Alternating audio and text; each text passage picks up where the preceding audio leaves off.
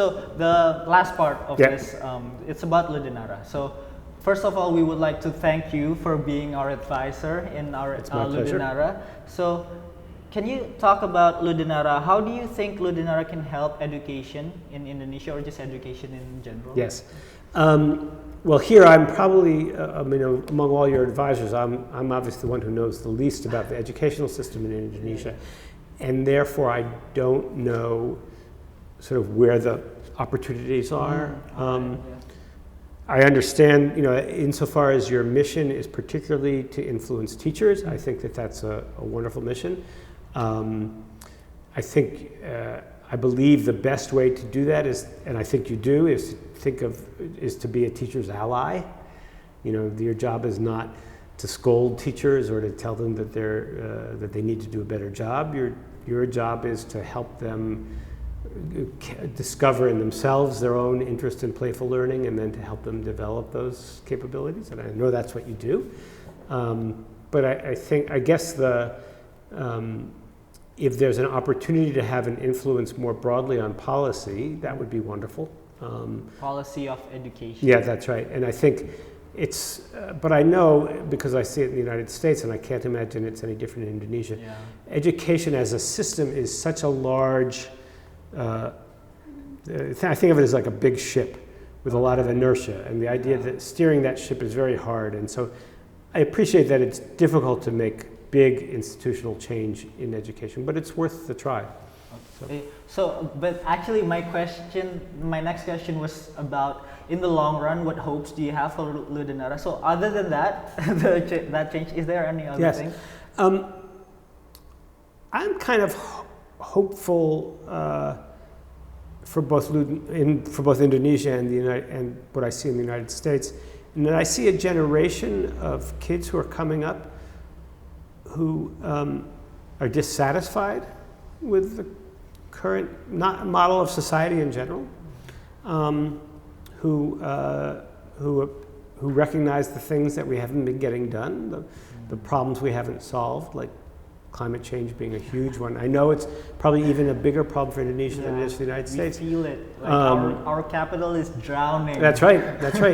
And so, and I think students coming up are particularly sensitive to that. Yes. I think they're suspicious of the old model of success, that success is just about getting into the best college and having the best paying job.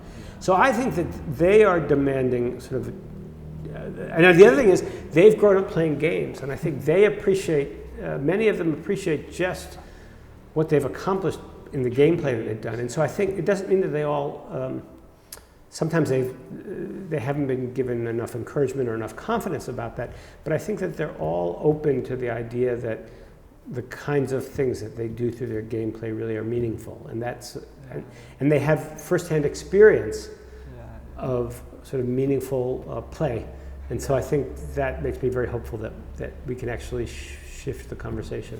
Amen to that. So this is the last question. This is for the creatives. So imagine if you have like a magic wand, which you like all-powerful wand, and then you can completely change education, or in general, how we view the quality or whatever. How would you just use this magic wand, and how would you change education? Yeah, it's a tough one. It's not. No, I can tell you where I'd want to end up. I'd want to end up in schools like the ones that I've just talked about, which there's lots of playful exploration. The trick is thinking about everything that would have to be changed to get there, which includes changing parents' expectations, changing society's expectations.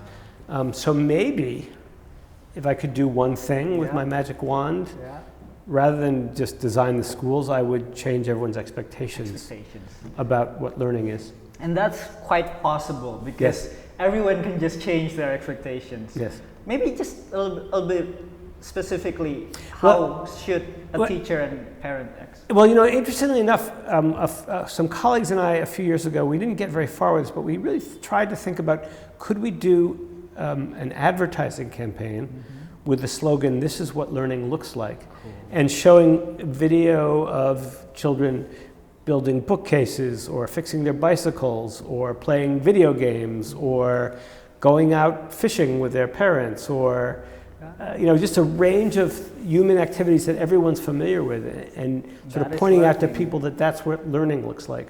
So I do think that would be the place because once you change that understanding of learning, everything else could follow. Yeah, because like everyone's view of learning is just a bit too narrow. That's right. Specifically to academic success and stuff. We're all victims of, we've all been processed through the same kinds of schooling, and we're all victims of that. So you're a long-time victim because you're a professor. I'm an undergraduate, so I'm not that much of a victim. But I also feel and with my students, I try to emphasize almost all the work in my class is project-based, is having students actually make games. So. Yeah, that's cool. So thank you very much, Scott, again. So is there anything else you want to talk about? Because that's basically it for me. No, you guys are doing great work, and so keep it up.